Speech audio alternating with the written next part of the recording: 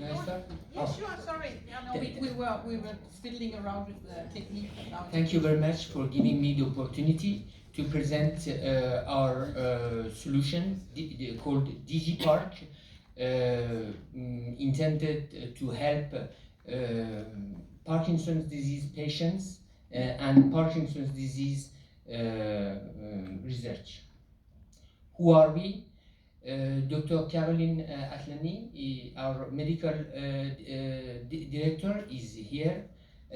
Alfredo Alarcon, our CTO, is here. And Armand Tahiri, you saw yesterday, he's late. He should be, that's the young startup guy. Myself, I'm Jamshid Dalili. I'm a physicist, and in 2012, I started from scratch a company to train IT scientists.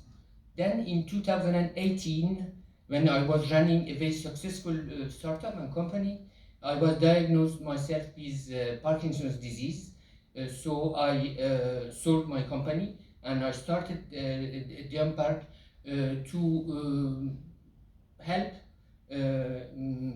as much as I can the research in Parkinson's disease, and also the 10 million people like me who are affected with this disease.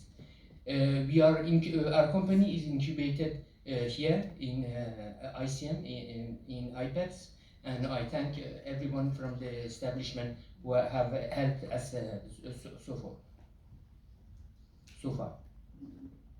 So the area where we have tried to have some input is the area of evaluation of quantification of Parkinson's disease symptoms, and I'm going to present the modest results we have obtained so far in this domain. Today, myself or any patient in France goes to see his neurologist once or twice a year,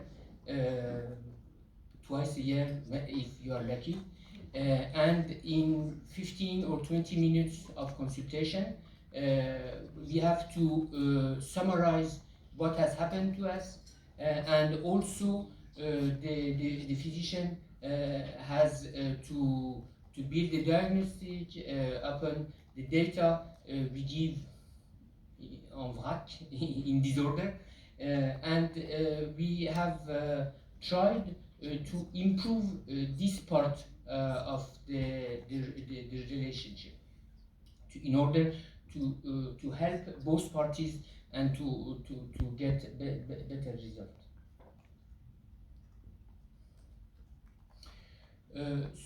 Markers, digital markers of Parkinson's disease have been studied since 10 or 15 years already, based on, for example, on actimeters, on accelerometers embedded in bracelets.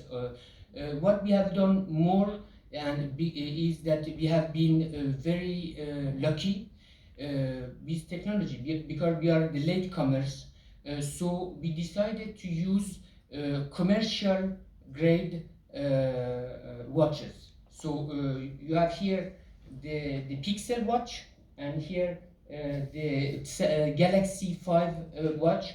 They are brand new, 2022 technology, so the accelerometers are much better than the ones available before. I have tested on them. And also tremor is not the only symptom. We have studied also the sustained phonation and some other neuromarkers I don't have time to go through.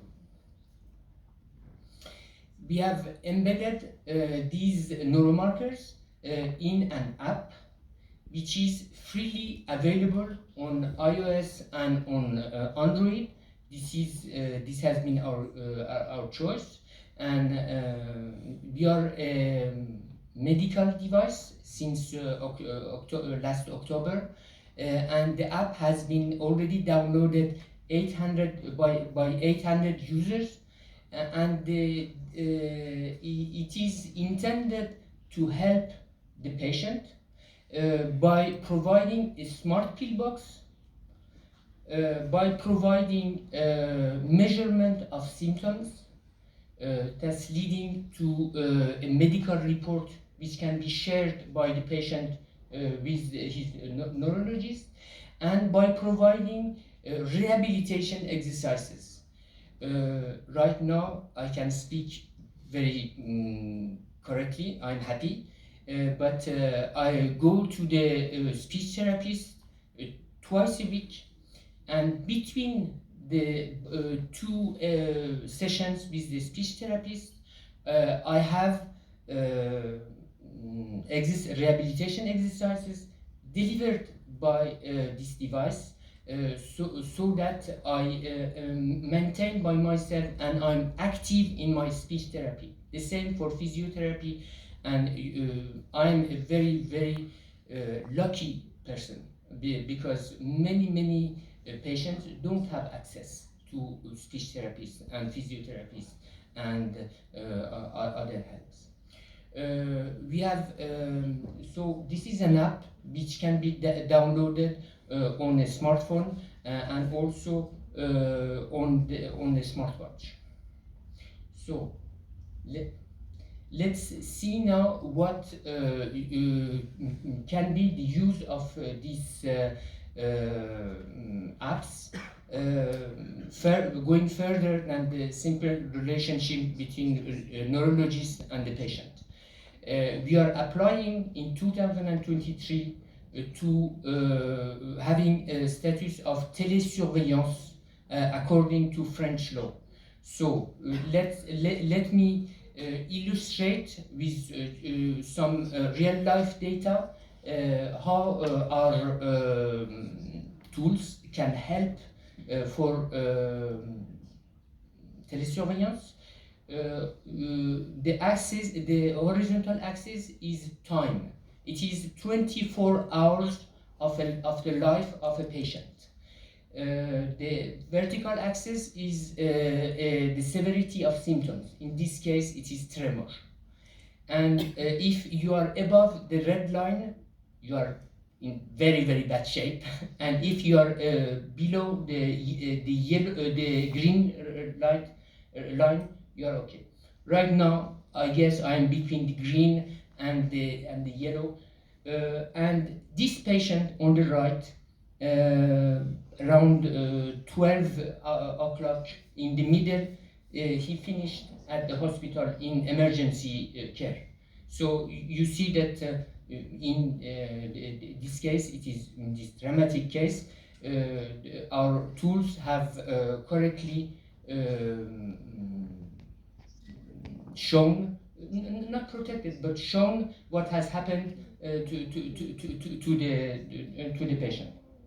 So this is basis of what we are working on for telesurveillance. Let's go to the other usage of our tools for research. So in this case, let's focus on the top left diagram. We can see the intensity of the symptoms and the frequency of the tremors on the horizontal axis, but let's focus on the intensity on the vertical axis. For the last 90 days, this patient has had some episodes of high intensity tremor, and then his physician has changed his prescription, and you can see that in the last 7 days the dramatic tremors you see on the top right have decreased, and in the last 24 hours it was less and less and less. So we can have a longitudinal image of what happens to to a patient during. So I have finished. Do I have just 1 minute? How much time do I have? 1 minute. A few seconds. Oh, 1 minute. Thank you. In France, when you are impaired, you have 30% extra time. Exactly, that's what I'm saying. Thank you very We much. said minute. So, what can we bring? What can you bring to Parkinson and to our research? Our digital neuromarkers. I'm in the process of publishing this part, and if someone wants to get involved in the paper, it is absolutely open, because last time I wrote a paper, it was about physics, not about neurophysiology. We have a pivotal clinical trial and coming next, and we would like it to be multicentric in France. It is already planned, but I would like it to be multicentric in Europe, and I have